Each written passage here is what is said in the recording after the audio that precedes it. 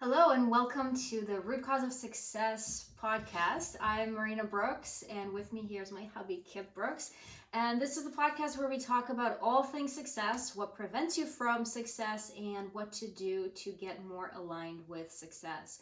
And today we're talking about this whole idea of being able to disagree with someone else and still respect them. There's so much of this going on where we feel like we basically get into arguments and this clashing, right? Anything from politics to sports to opinions about how to run a business to how to raise kids.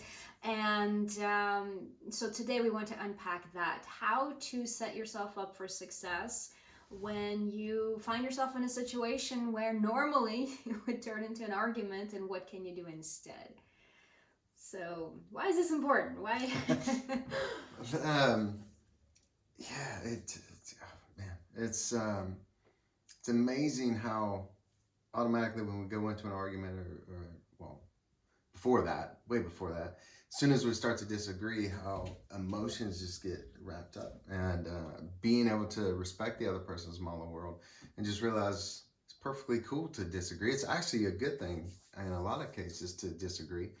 Um, and it's why it's important is just um, for one, proper communication. Two, realizing it's not the disagreement is just a symptom of some sort of baggage, typically some sort of insecurity we have a lot of times, a symptom of something else below the point when someone gets triggered. Anyway, that's what I mean.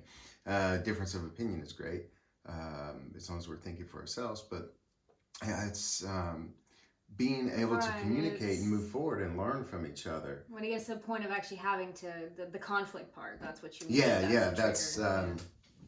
That's when I consider it. When I think disagreement, I'm thinking arguments and all of that. Otherwise, it's just I look at it as it's a conversation. Yeah. Right? And my quote for today that I will butcher is, "If two people are always in agreement, one of them's not needed." And that's I love it because that's so much innovation comes from people having a difference of opinion. For me, this was such a huge experience personally. I grew up with always butting heads with my dad, and it would turn into these big blow-ups. And you're still growing. Well, it would turn into arguments and fights, and it was all about him trying to get me to see it from his perspective and me trying to get him to see from my perspective. And for a very long time, until I learned these things, until I understood what's happening inside unconsciously, I thought that there's only one way, only one person can be right. And then I learned that that's not at all the case. In fact, it's like the furthest thing from the truth and how it is.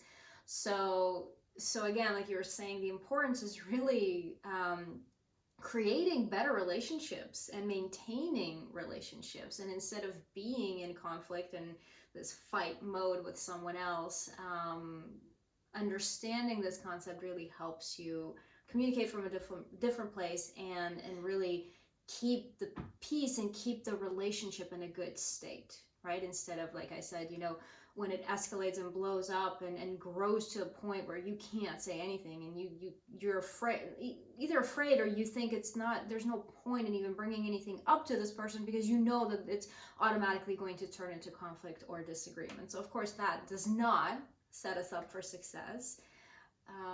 So what do you think is the issue here? What is causing the problem when we're considering this idea of arguing and what causes the argument to ensue? What starts it? What triggers well, it? just the what's the lack of success when it comes to two people communicating and it getting to a point of conflict and argument.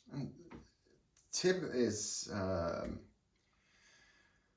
in my experience, with what I've seen is people, and my own experience, me doing this, is not about the topic at all.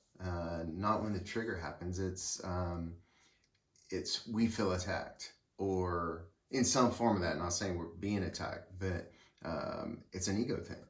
It's wounded child situation. It's something like that, which seems like everything goes back to ego and wounded child.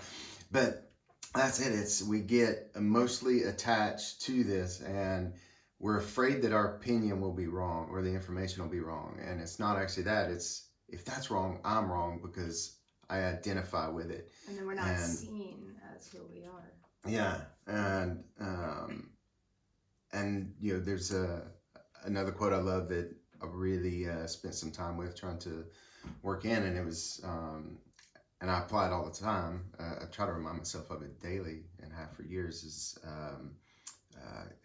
can't remember who said it first, but the idea of it is it's beautiful when a man or a woman wants to hear what they don't want to hear, and so I apply it here whenever someone has a difference of opinion in me. And so, well, shoot, they could be as right as I could, and typically they think they're as right as I am, and we all can't be right all the time, not even me, and as hard as that is to believe, but yeah, it's a lot of people, a lot of times, I would say all of us have experienced it at some point or another, where whether we're conscious of it or not, it was a different story, but it's we're afraid that if this is wrong, that means I'm wrong. Or like you said, if they're not seeing my opinion, they're not seeing me. It's kind of and the line between those is blurry, but the deeper you go on it. But yeah, and I think to simplify it, really, the idea is that we think that there really is only one way to look at something. And so we're standing in opposite directions from each other, arguing about this thing, as opposed to just recognizing and thinking that either they have to come to my side or I have to come to theirs, and this is the only way to continue this conversation. And that's the issue. I think that's the big problem with this, is people thinking that there's only one approach, that there's only one way to look at it. And really, it's a matter of perspective, and we think that there's only one right perspective. And I don't think that there's right or wrong here, period. It all comes down to your personal perspective. And so where people get into arguments and into conflicts is, yes, it's ego-based. It's, some wound or fear coming up of, if I let my guard down and I let them convince me to see it from their perspective, that means I lose mine. And along with that, I lose myself, right? I lost the battle. Something like that.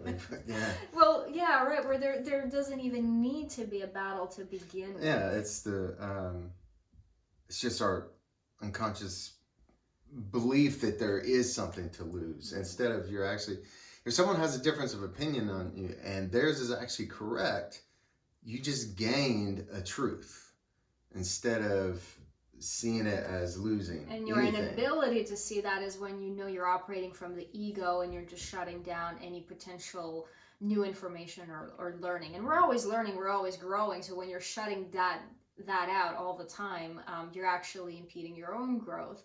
And I think, again, like the bottom line here is when it gets to the point of conflict and argument, as opposed to just recognizing it as what it is. So let's talk about the how to be successful with this aspect. So how can someone set themselves up for success with this idea? As you were talking, Matthew McConaughey quote popped in my head.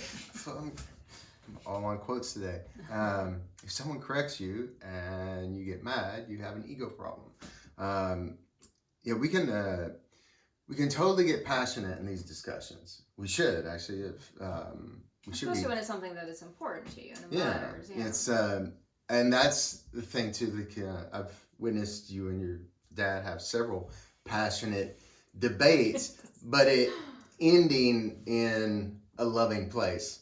I've also seen the other side, and we've grown. I've felt, yes. In the beginning, there was much more of one way. Now it's gotten to a place where it ends much more in love, or even some laughter sometimes. But it's the way we can set ourselves up for that is just if you start feeling yourself triggered, for one, is just kind of question, like, what is it that's upsetting me about this, or why am I getting triggered about this, and just kind of see what's there for you. Is it because you feel attacked?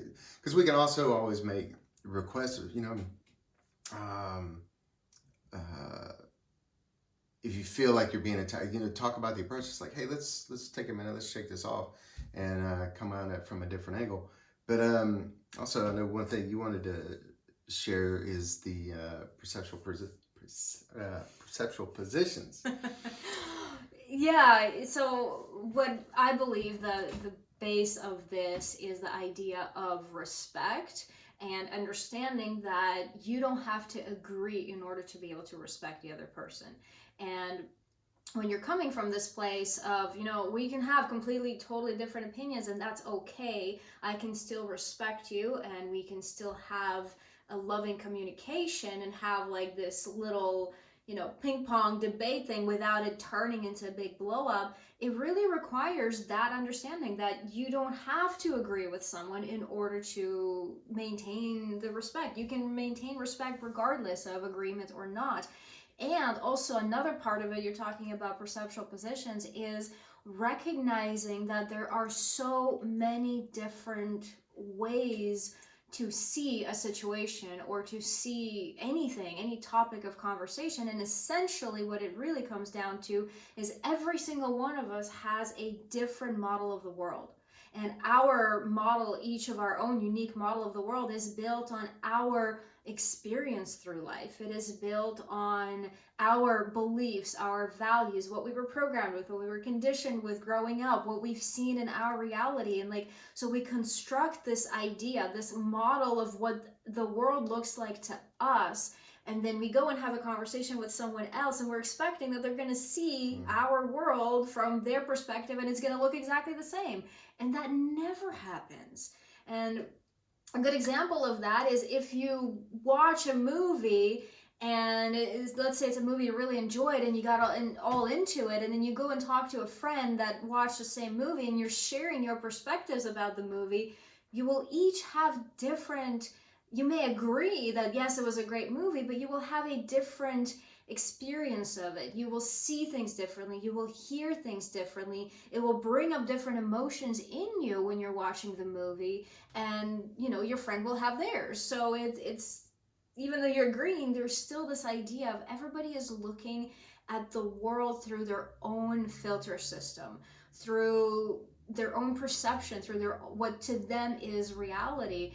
And yes, when we try to break the other person's reality down so that they see it our way, that's when it turns into conflict and it becomes a battle and it becomes an ego thing, as opposed to just recognizing that, hey, this person has had all kinds of experiences in his or her life, and because of that, they're seeing the world and this situation in a certain way. I've had a different experience, so my model of the world looks different, and that's okay. Understanding that, to me, this is really where it all just kind of fell apart, this whole idea of arguing. It's like there's never a point in arguing, there's never reason for conflict when you understand that everybody has a different model of the world.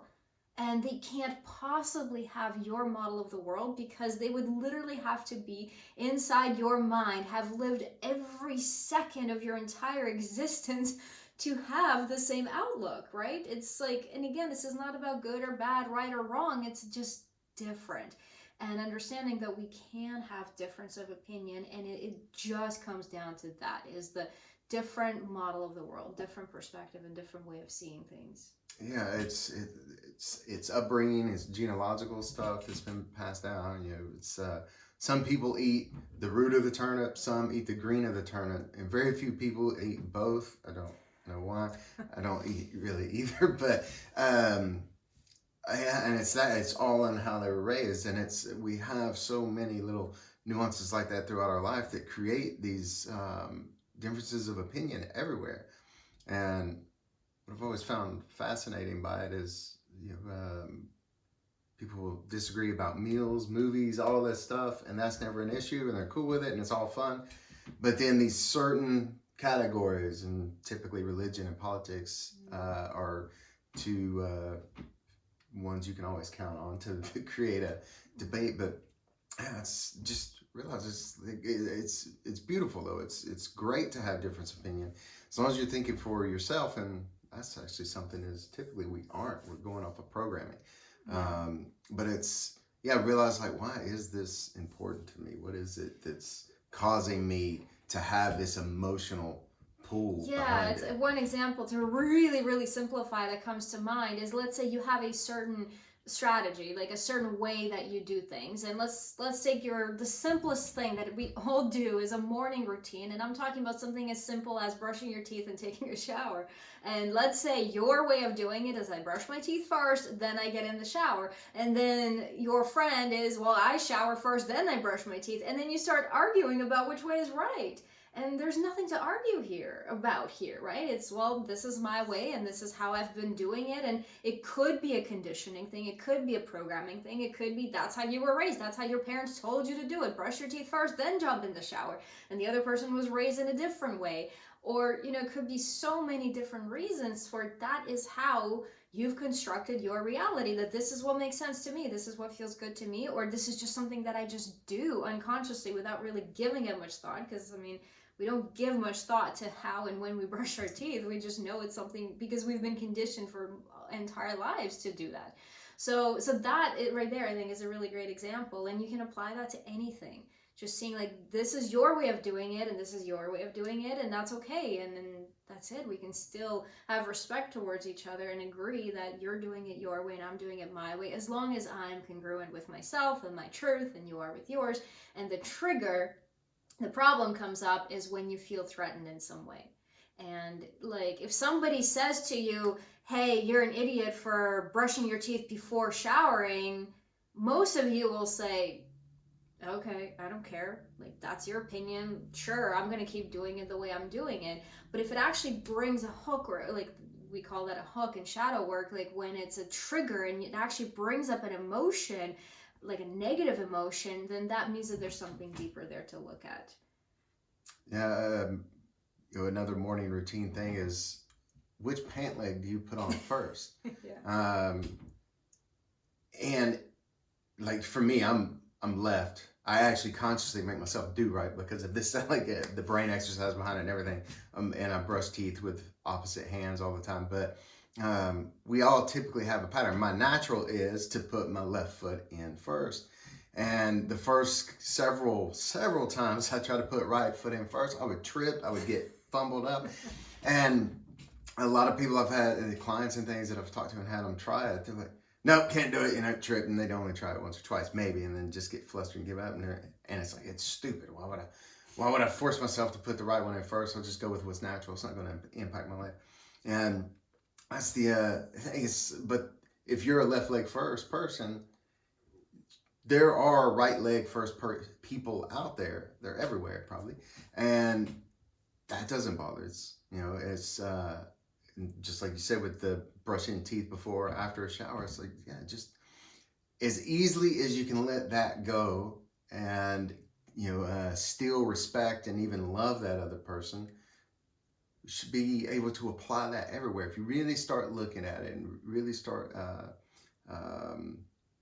applying this perceptual position of coming from a place of respect. So that's our success tip for today, is this whole idea of perceptual position. And really what it means is the position from which you are perceiving the world, the reality, or whatever it is. And of course, most of the time, well, all the time, we are seeing things from the first perceptual position, which means we're seeing it from our own perspective, through our own eyes and through our own experience. So yes, we're talking about brushing teeth and putting on pants and stuff like that, and we can elevate it to any topic, including religion and including politics and any of the bigger topics.